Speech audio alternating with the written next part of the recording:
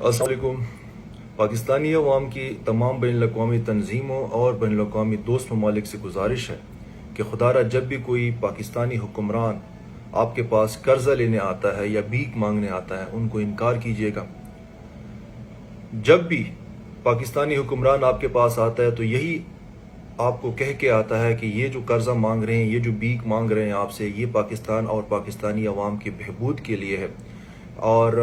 یہ صرف ان کو قرضہ چاہیے۔ اس کے بعد جا کے انہوں نے تو ملک کے اندر نئے جو ہے دریافتیں کر لینی ہے اور نئے قسم کے انہوں نے جو ہے وہ ترقی کے راستے کھولنے ہیں۔ اور آئی ایم شور کہ ابھی تک آپ لوگوں کو پتہ چل گیا ہوگا کہ پچھلے 35-40 سال سے کم از کم یہ جو ابھی کے جتنے حکمران ہیں، ابھی ان کی ہسٹری ہے، یہی ہر بار آپ کو بہانہ کرتے ہوں گے، اور اس طرح کا ان کا نہ تو کوئی پلان ہے، نہ اس طرح کا ان کا کوئی موڈ ہے، اور نہ یہ چیز کریں گے۔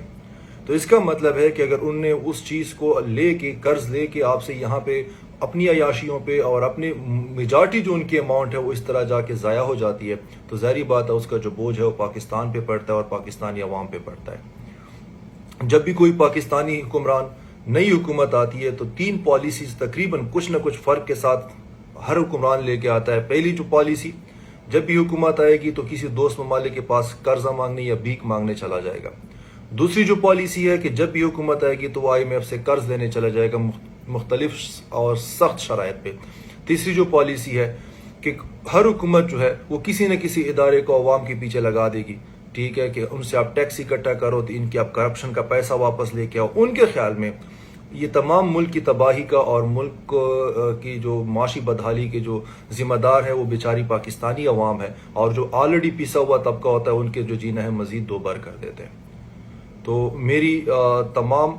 دوست ممالک سے گزارش ہے، میری تمام دوست تنظیموں سے گزارش ہے کہ خدا را پاکستانی حکمرانوں کو قرض دینا بند کیجیے گا،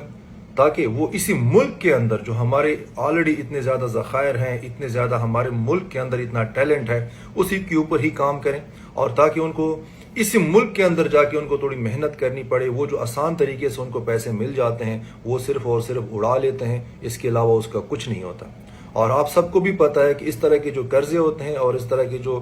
خیرات زکوٰۃ ہوتی ہے اس سے اس ملک کا اور عوام کا کوئی فائدہ نہیں ہوتا۔ ابھی تک I'm sure کہ آپ سب کو پتہ ہے، اور اگر آپ سب کو پتہ ہے تو کائنڈلی اس چیز کو روک لیجئے گا۔ اور اگر آپ سب کو پتہ بھی ہے کہ اس چیز کا پاکستانی عوام اور پاکستانی قوم کے لیے نقصان دہ ہے یہ جتنی بھی چیزیں لے کے دیتے ہیں، اور پھر بھی آپ ان کو دے رہے ہیں، تو اس کا مطلب ہے کہ آپ ان اسپیسیفک ہمارے حکمران طبقے کے جو ہے وہ فیور کر رہے ہیں، اور آپ کو پاکستانی قوم اور پاکستانی عوام کی ذرا برابر بھی فکر نہیں ہے۔ میں ہوں شوکت مروت، پاکستان زندہ باد۔